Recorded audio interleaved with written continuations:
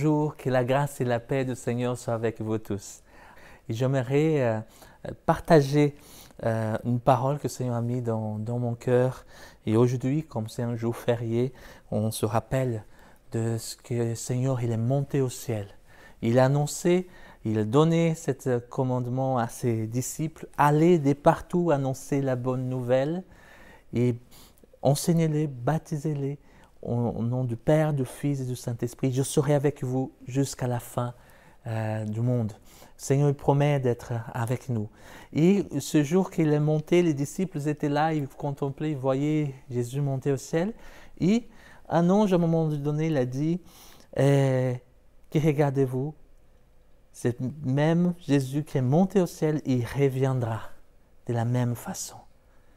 Et cela, ça me fait penser qu'on doit être attentif au temps que nous vivons, de pouvoir vivre comme l'Église d'autrefois, qui était toujours attentive à que le Seigneur ne puisse pas le prendre en surprise, d'être réveillé. Et la Bible parle de ce qui est son retour, il parle dans ce qui est en fait un état parfois spirituel, que l'Église peut se retrouver comme être endormi spirituellement. C'est quand on est endormi, on n'est pas trop attentif, on n'entend pas exactement la voix, on ne répond pas, ou alors on est un peu dans le vape et on ne prend pas conscience des choses. Autant le sommeil physique il est très bon, de pouvoir dormir, se reposer et de pouvoir restaurer notre force, mais au niveau spirituel, la Bible parle de rester éveillé. Rester éveillé et discerner les temps. Et Paul, il va avertir plusieurs églises, il va en parler de ça, de ce danger d'être endormi dans notre marche spirituelle, des dangers qu'il peut apporter dans la vie chrétienne, la vie de l'église. Et il va donner un texte, Romains 13, versets 11 à 14. Il parle d'un texte où il va prendre en garde l'Église. J'aimerais lire avec vous. Cela importe d'autant plus que vous savez en quel temps nous sommes. C'est l'heure de vous réveiller enfin du sommeil. Car maintenant le salut est plus près de nous que lorsque nous avons cru. La nuit est avancée, le jour approche. Dépouillons-nous donc des œuvres des ténèbres et revêtons les armes de la lumière. Marchons honnêtement comme en plein jour, loin des orgies et de l'ivrognerie, de la luxure et de la débauche, des querelles et des jalousies. Mais revêtez-vous du Seigneur Jésus-Christ et n'ayez pas soin de la chair pour en satisfaire les convoitises. Voilà qui, dans ce texte, Paul, il avertit à l'Église, il en parle, à discerner les temps, à regarder et se tenir éveillé. Éveillé en fin de sommeil, à être attentif. Et d'autres passages, comme en Éphésiens 5, 14, il fallait « Réveille-toi qui dors ». Réveille-toi qui dors. Et je voulais citer un peu des caractéristiques et un peu des personnages dans la Bible qui, à un moment donné, se sont endormis et qui se sont fait piéger par cette situation.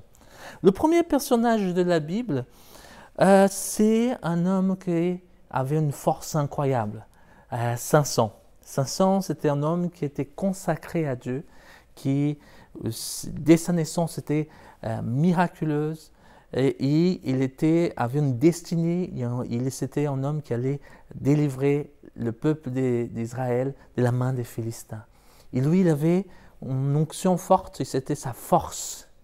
Et toute son histoire, on voit en Juge, on voit qu'il lui, il s'est endormi petit à petit.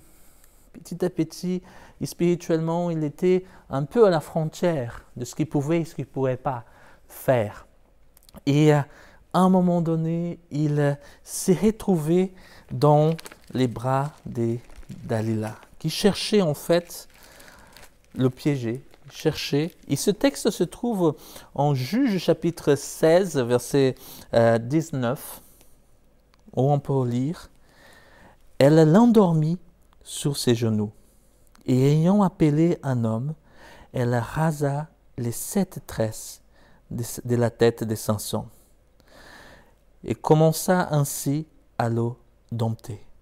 Il perdit sa force. » Voilà l'état de Samson qui s'est endormi sous les genoux de Dalila. Et les conséquences de cet endormissement spirituel qu'il a pu vivre, mais c'est physiquement, mais il s'est laissé séduire tout au long de l'histoire en jouant avec le mal. Et la conséquence pour lui, c'était cette perte de force. Il a perdu l'onction, mais il a perdu aussi ses yeux. Il a perdu aussi ce qui était tout cet honneur qu'il avait. Il s'est retrouvé à pousser un moulin et à un moment donné, il a payé même de sa vie. Samson, cette imprudence, le sommeil spirituel nous laisse imprudents dans des dangers qui peuvent nous arriver. Restons attentifs. Il y a un autre sommeil, un endormissement qu'on peut vivre, et c'est celle de l'indifférence. À un moment donné, il y a un personnage dans la Bible qui s'endormit. C'est Jonas. On connaît bien l'histoire de Jonas, qui est peut-être une des histoires les plus connues à l'école du dimanche pour les enfants. Cet homme qui a désobéi à Dieu, qui était indifférent par rapport à la situation de Ninive et qui a décidé d'aller ailleurs. Mais là, il se retrouve dans une situation, Jonas chapitre 1, verset 5, et on va lire peut-être de 4 déjà. « Mais l'Éternel fit souffler sur la mer un vent impétueux, et il s'éleva sur la mer une grande tempête. Le navire menaçait de le faire naufrage. Les mariniers auront peur et se implorèrent chacun leur Dieu. Et ils jetèrent dans la mer les objets qui étaient sur le navire, afin de les rendre plus légers. Jonas descendit au fond du navire et se coucha et s'endormit profondément. » Voilà, c'est un endormissement qui c'est de l'indifférence. Voilà, je m'en fous de la situation. Là, il y a la tempête qui a tout, il y a le risque d'un naufrage. Jonas, il va au fond du bateau, il va s'endormir, il va rester dans cette situation. Jusqu'au moment donné qu'il va aussi prendre conscience. Et on connaît l'histoire, qu'il va être jeté sur le bateau, sous la mer, pour que la tempête puisse s'arrêter. Et Jonas, il s'est joué dans cette situation, et l'indifférence, c'est quelque chose qui nous endort. On doit faire attention. Un autre passage de la Bible qui parle de sommeil aussi, des disciples qui se trouvent en train de dormir, comme dans une négligence. Jésus, il est dans un moment tellement important, il demande à ses disciples de veiller et prier avec lui. Il est dans un jardin de Gethsémani, c'était un combat spirituel, quelque chose de très fort. Il demandait à ses disciples de prier et veiller. Et il va prier, mais quand il revient, il voit ses disciples endormis. Et là, c'était quelque chose pour Jésus qui n'a pas vu que ce soutien de ses disciples. Et en même temps, ces disciples qui ont raté quelque chose de spirituel aussi, que Jésus a vécu près de Dieu, de cet ange qui est venu près de Jésus pour parler. Cette négligence dans la discipline, ces choses qui nous fait passer à côté de ce qu'on devait vivre pleinement. Il y a aussi un personnage dans la Bible qui a vécu aussi une chute, il est tombé. C'est ce jeune homme qui s'appelle Otychus. On se trouve dans cette histoire en Actes chapitre 20, verset 19 ou verset 9, où Paul il va apporter la parole de Dieu dans une ville. Et là, il est pendant 7 jours, il doit être là-bas, il commence à prêcher. Ça commence à être même tard, minuit, il prêche là-bas.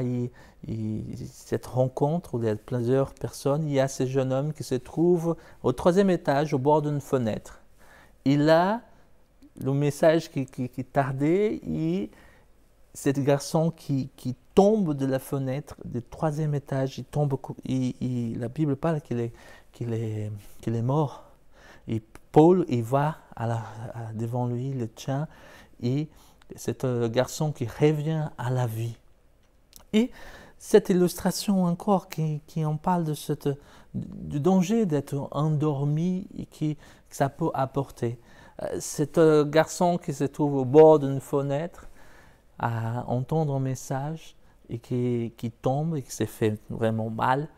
Cela amène des blessures, des conséquences et quelque chose, une souffrance à ces garçons. Et le Seigneur a gardé ça, a pu ramener à la vie.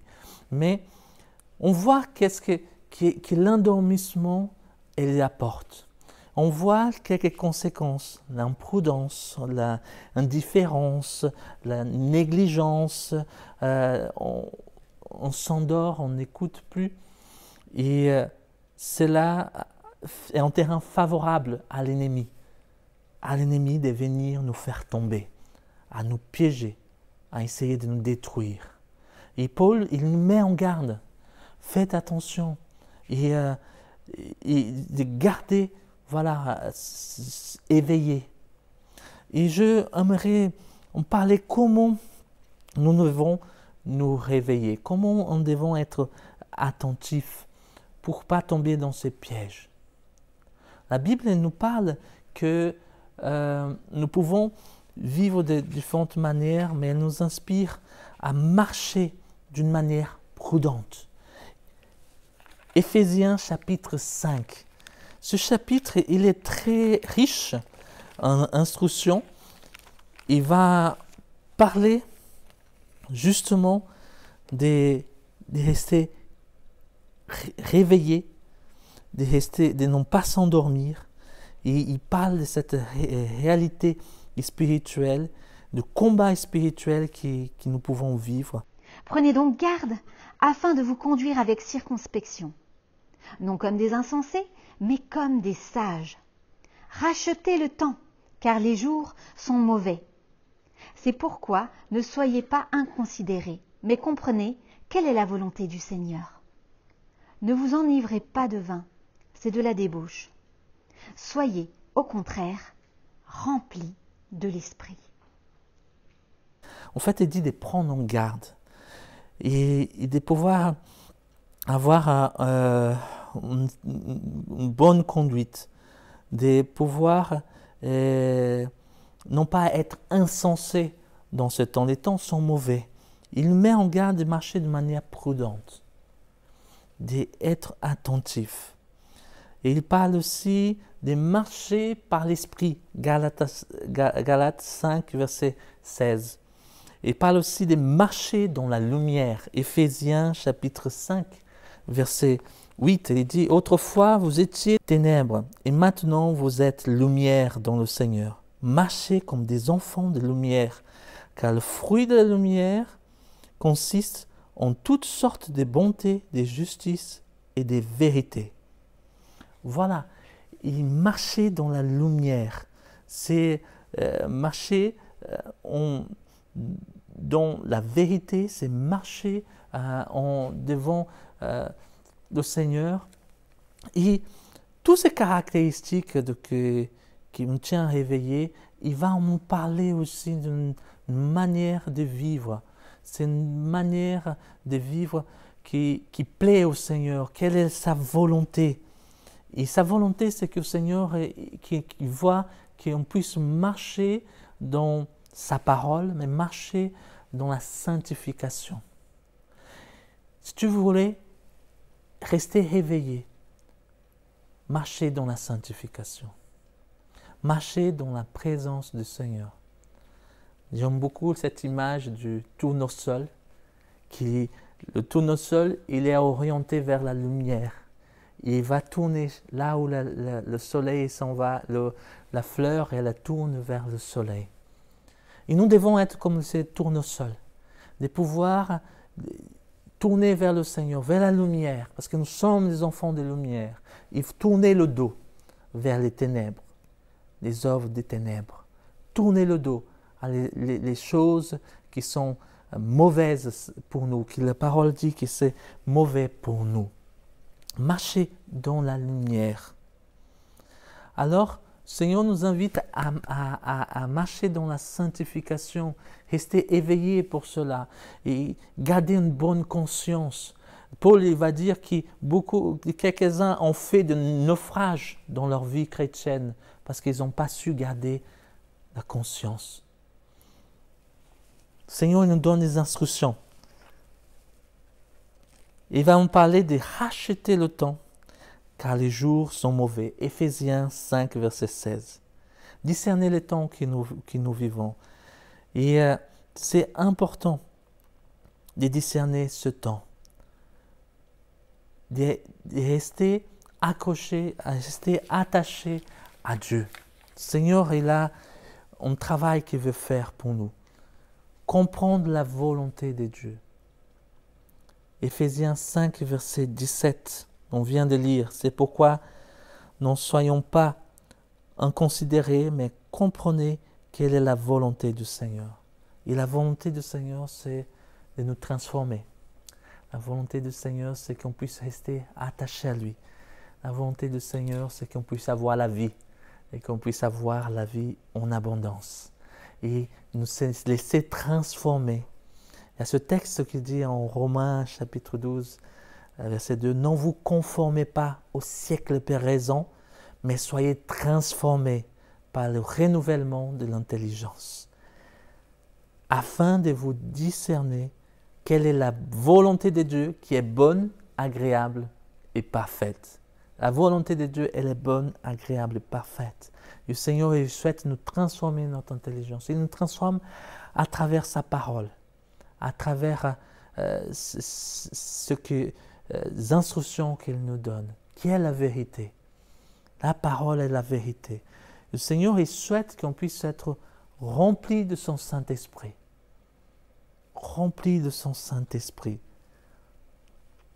Si nous voulons rester éveillés, nous devons rester attachés à ce cep, de pouvoir chercher la volonté de Dieu. Et le Seigneur, il veut nous conduire en ce temps que nous vivons aujourd'hui, de nous rester vraiment attentifs, éveillés. Une manière de rester éveillés, c'est ce que l'Éphésiens 19 nous dit. Entretenez-vous par les psaumes, par des hymnes, par des cantiques spirituels, chantant et célébrant de tout votre cœur les louanges du Seigneur.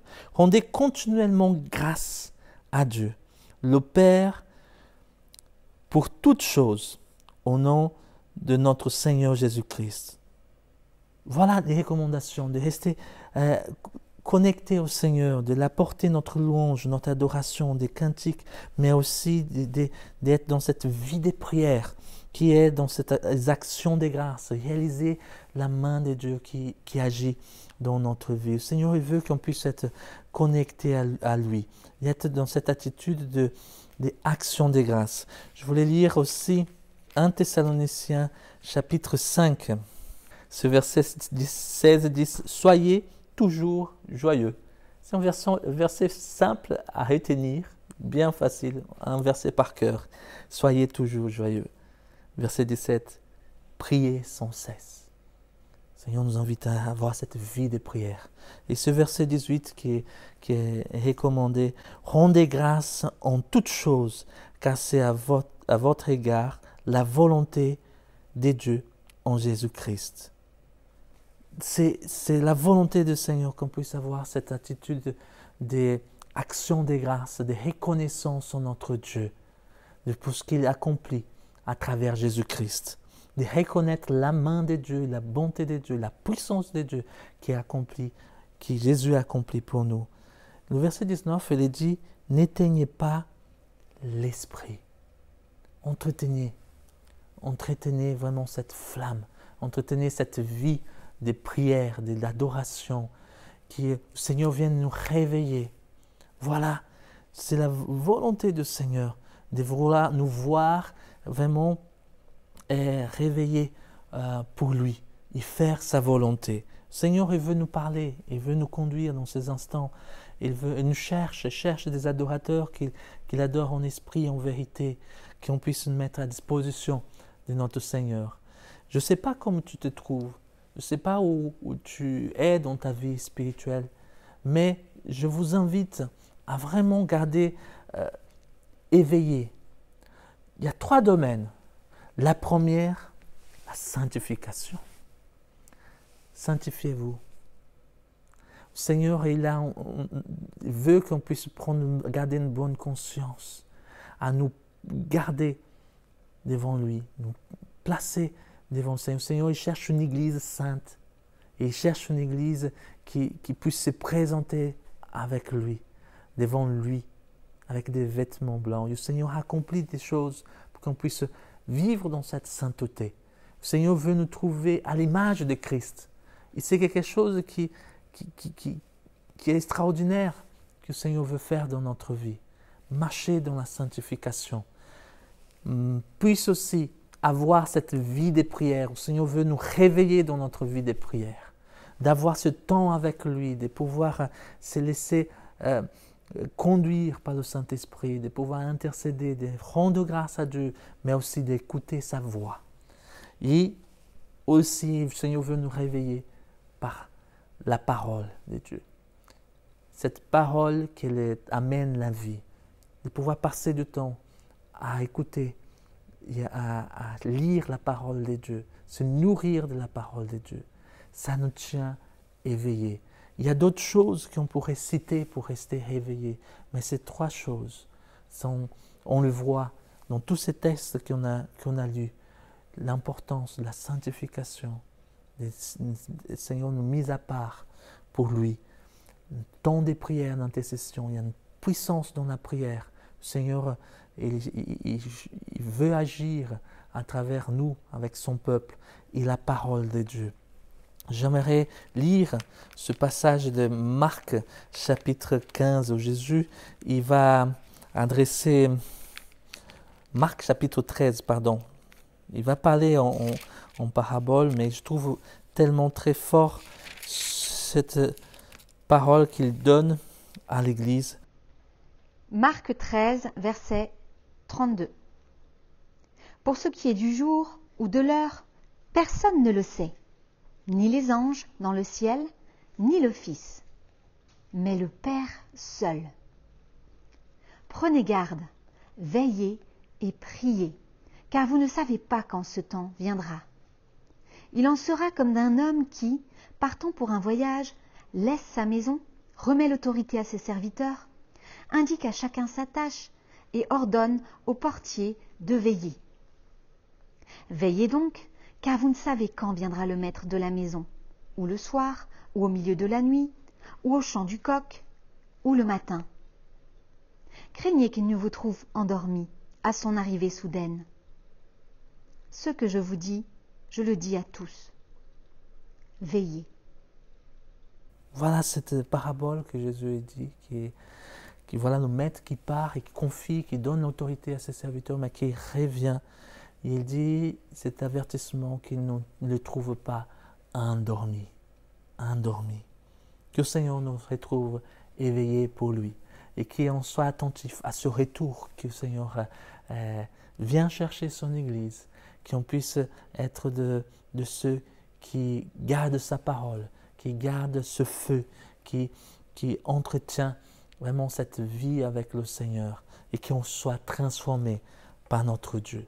Alors je vous invite à la prière Et je ne sais pas où est ta vie spirituelle, si tu as perdu ce premier amour, si tu es comme anesthésié par des choses. Mais je prie que le feu du Saint-Esprit vienne vous réveiller, que vous puissiez vivre vraiment un réveil, que le Seigneur vienne remplir de ton Saint-Esprit, que puisse vivre une Pentecôte, parce que c'est la volonté de Dieu, qu'on puisse vivre une vie pleine en lui. Et j'invite à la prière. Seigneur Dieu, merci pour ta parole. Merci Seigneur Dieu, parce que tu nous mets en garde. Seigneur, tu nous parles qu'on doit veiller, discerner le temps, de pouvoir chercher ta face. Ton désir, Seigneur, c'est de nous transformer. Et je prie, Seigneur, que tu viennes vraiment, Seigneur, encore nous garder en toi. Seigneur, qu'on puisse activer, Seigneur, cette foi en toi. Je prie, Seigneur, pour chaque personne qui entend ce message, de puisse, Seigneur, être touché par ta grâce. Seigneur, que soit le temps de pouvoir vivre un réveil dans la vie des prières, dans la parole de Dieu, une révélation. Et viens, Seigneur, encore secouer ton Église, que l'Église puisse, Seigneur, se relever, que tous ceux qui sont endormis puissent, Seigneur, être réveillés pour que vivre, Seigneur, pleinement, et que tu puisses trouver un peuple qui tient, Seigneur, devant toi. Père, nous demandons en ton nom, Seigneur Dieu, que des vies, Seigneur, soient transformées par toi, Seigneur Jésus, et que ce feu brûle, Seigneur, et donne-nous d'être témoins là où tu nous as placés, qu'on ne puisse pas faire comme Jonas, d'être indifférent, qu'on puisse, Seigneur, pas négliger, Seigneur, ce si grand salut.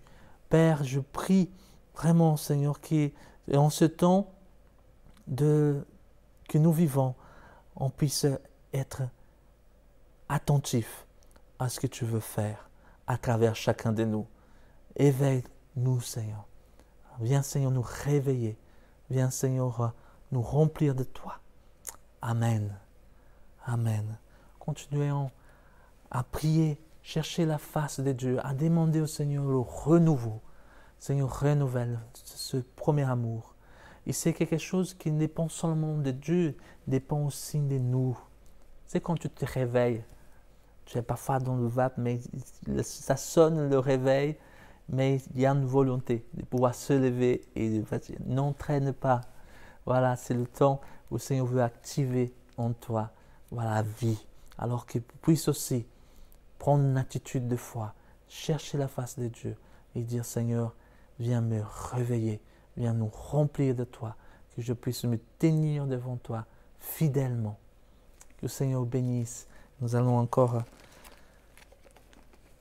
passer un temps dans ce chant qui dit « Éveille-toi mon âme » et qui soit une réalité, que le Seigneur vienne réveiller chacun de nous et qu'on puisse placer devant le Seigneur. Amen.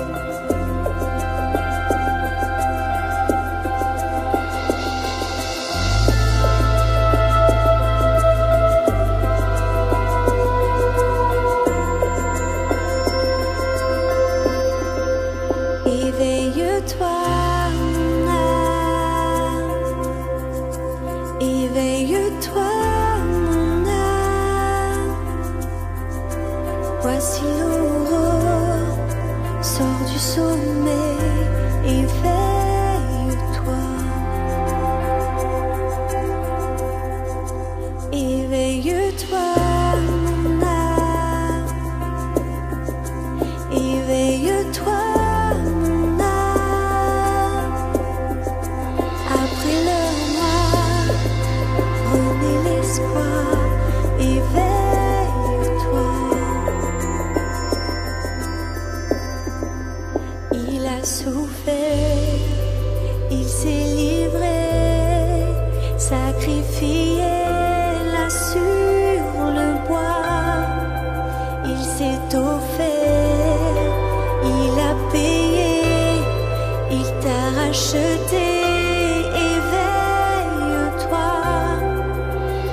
n'es plus seul, mon âme.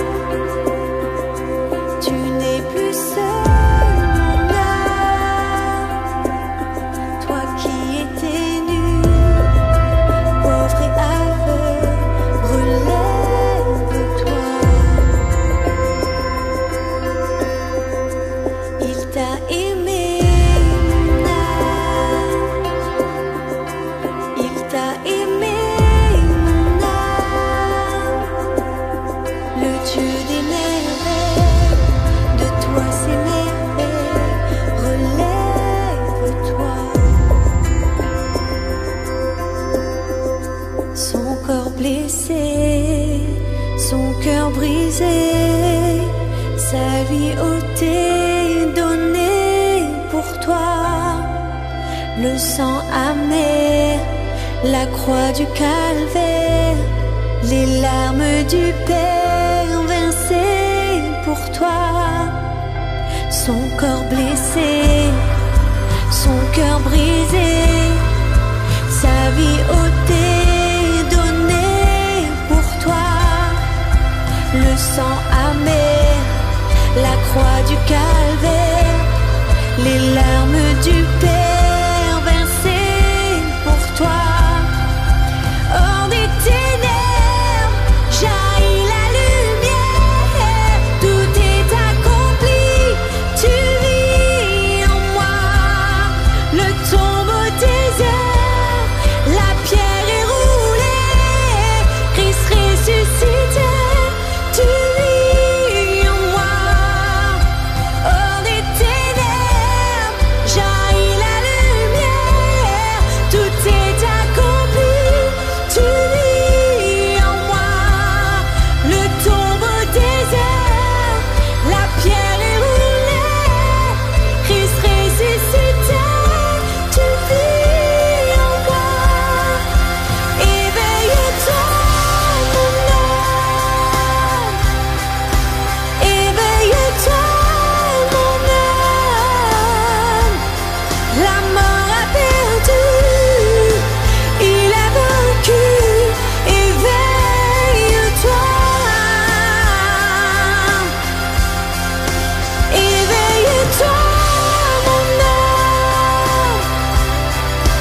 Éveille-toi, mon âme. La mort a perdu, il a vaincu. Éveille-toi.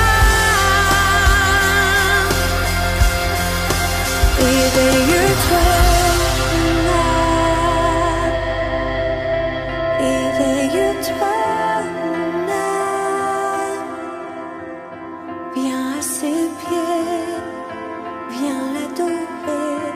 Éveille-toi. Éveille-toi, mon âme. Éveille-toi.